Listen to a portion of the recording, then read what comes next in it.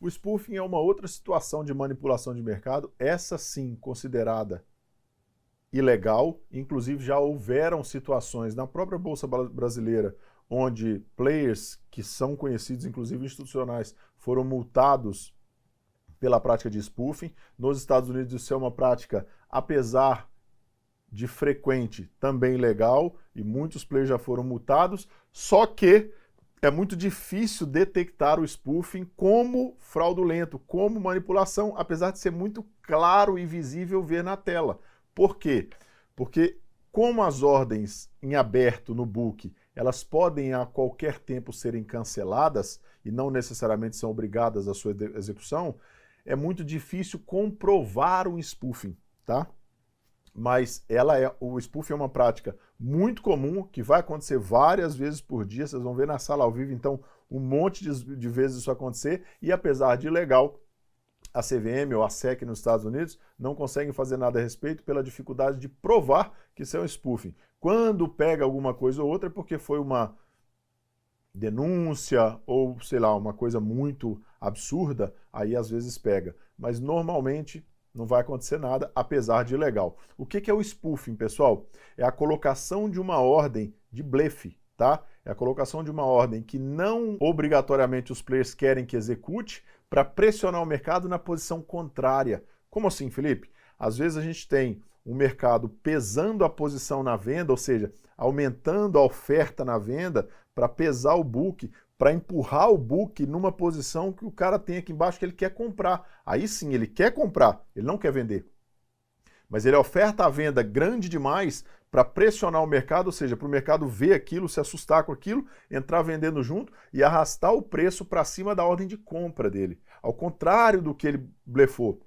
Muitas vezes acontece de o spoofing começar com uma ordem fake e não ser posicionada a contraparte ainda. Então, por exemplo, o player bota uma posição compradora forte para pressionar o mercado para cima, para espremer o mercado para cima, e quando o mercado começa a ganhar aceleração, ele bota a posição vendedora que ele queria vender realmente, sai da posição e deixa o mercado desabar de novo. Tá? Isso é muito comum, vocês vão ver um exemplo agora acontecendo, no dólar também, eu vou botar no gráfico aqui para vocês, e vocês podem ver o mercado acontecendo em tempo real. Então aqui, ó, já colocou uma posição maior aqui no 4.6, ou seja, o mercado começa a pressionar no 4.6, e uma característica do spoofing é que ele não quer ser negociado. Então se o mercado avançar para cima do 4.6, 4.5, 4, ó, já cancelou, tá vendo?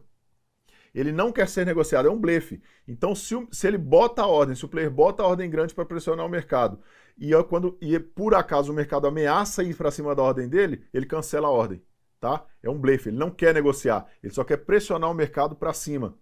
E vocês vão ver exatamente isso acontecer aí. Eu vou deixar em tempo real de mercado, uns 2, 3 minutinhos só, e vocês vão ver um spoofing acontecendo claramente. Ele vai concentrar a posição aqui embaixo, né? Ou seja, ele vai pesar o book no sentido da compra.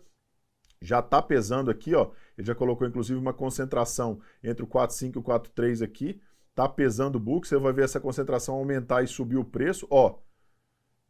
Tá vendo? Pode ver, inclusive, aqui no livro visual, como é que cancela quando o preço ameaça ir para cima da concentração.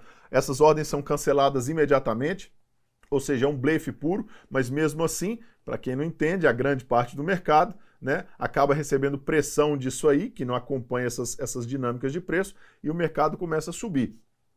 Você vai ver que por essa pressão de mercado, quando o mercado retoma aqui um certo nível de preço acima, do nada aparece uma ordem muito grande aí que vai ser executada, que vai ser consumida, e aí o preço desaba, perdendo inclusive essa mínima ali, indo embora rasgando no preço ali para baixo. Tá? Ou seja, a tentativa de pressão no book para alta, joga o preço para cima para executar uma posição vendedora, provavelmente que o player queria, e não compradora. Pode ver como é que ele começa a concentrar aqui de novo, subiu inclusive o nível de preço, para oferecer mais pressão para o preço, ó. Dá uma olhada. Agora, de repente, pode ser que apareça uma ordem na venda muito grande para ser executada em cima do preço. Quase como uma agressão, uma saída de preços, tá? Uma saída de posição na emergência aí, na urgência aí. Ó, como vai concentrando acima, já puxou para o 7,5 também. Como ele subiu o spoofing, tá? Inclusive, isso é uma outra posição que a gente vai explicar mais adiante. Tá acontecendo os dois, na verdade, aí. Ó, subiu mais ainda, e ele foi no 9,5 para tentar forçar mais o preço não correspondeu, arriscou voltar no 9,5, ele já cancelou. Ó, então vocês podem ver essa dinâmica de preço, e quando o preço subiu o suficiente para ele executar a posição na máxima que ele quer, ou seja, sair na venda, que é a posição que ele realmente quer, ou entrar na venda. Quando o preço voltar para cima dessas escoras todas na baixa aí, todas elas são canceladas de uma vez e o preço passa fritando de uma vez elas, porque elas estavam aí não para serem executadas, mas na verdade só para pressionar o mercado na alta aí. Ó lá, apareceu lá no 5,1,5, ó. Ó como é que do nada aparece uma ordem gigantesca lá, né, chamando o mercado para cima do preço.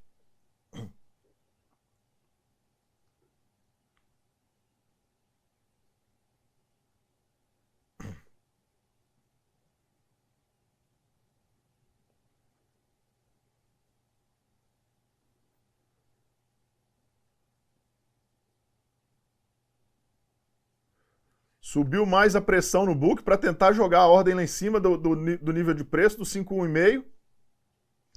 Já começou a soltar o mercado aqui, ó. Vocês podem ver aqui, ó.